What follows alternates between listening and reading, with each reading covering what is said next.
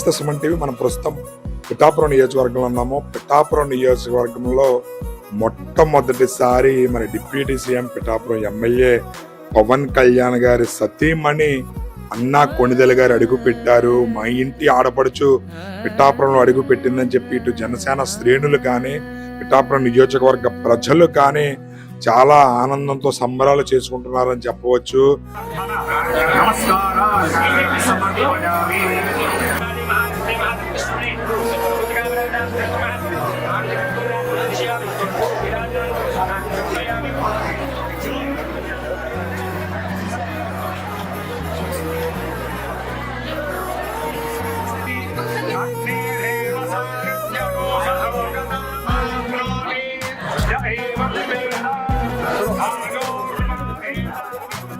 రేపు ఆగస్టు 15 స్వతంత్ర దినోత్సవ వేడుకలను పురస్కరించుకొని కాకినాడలో ఆయన జెండా వందనానికి రావడం అయితే జరిగింది ముఖ్య అతిథిగా. దానిలో భాగంగా ఆయన సతీమణి ఎవరైతే ఉన్నారో అన్నా కొణిదెల గారు కూడా ఈ రోజు కాకినాడ వెళ్తూ పిఠాపురంలో ఆగి పిఠాపురం పురోహితిక అమ్మవారి శక్తిపీఠాన్ని, అదే విధంగా కుక్కుటేశ్వర స్వామి రాజరాజేశ్వరి సమేత కుక్కుటేశ్వర స్వామి దేవాలయాన్ని, పాత గయ్యని దర్శించుకున్నారు. అక్కడ ప్రత్యేక పూజలు నిర్వహించారు.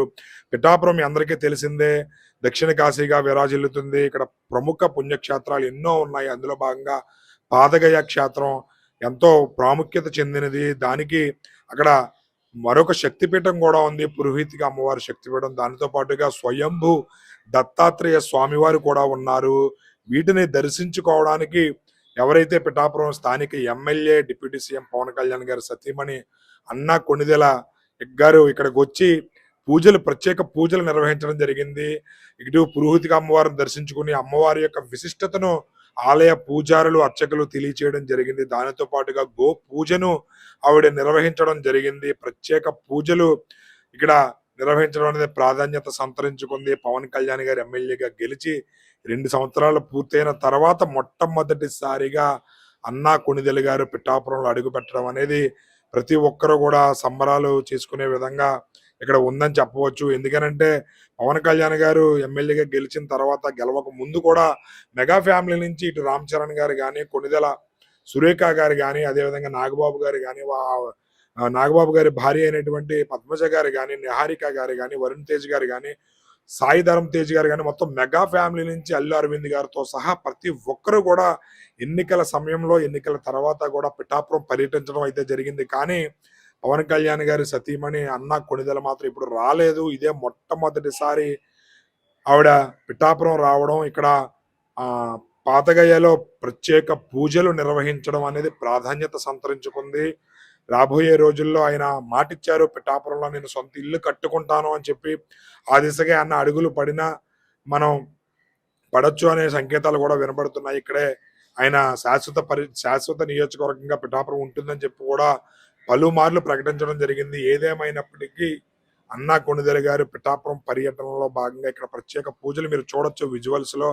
ఆవిడ గో పూజ, అదేవిధంగా ఇక్కడ పాదగయ క్షేత్రంలో ఉమా కుక్కుటేశ్వర స్వామి, అదేవిధంగా రాజరాజేశ్వరి సమేత ఇద్దరికి కూడా ప్రత్యేక పూజలు, పురోహితిగా అమ్మవారిని దర్శించుకుని ఆ ఆలయ విశిష్టత తెలుసుకోవడం, దానితో పాటు స్వయంభూ దత్తాత్రేయ గురించి కూడా అక్కడ స్థల పురాణం కూడా తెలుసుకోవడం అనేది ప్రాధాన్యత సంతరించుకుంది.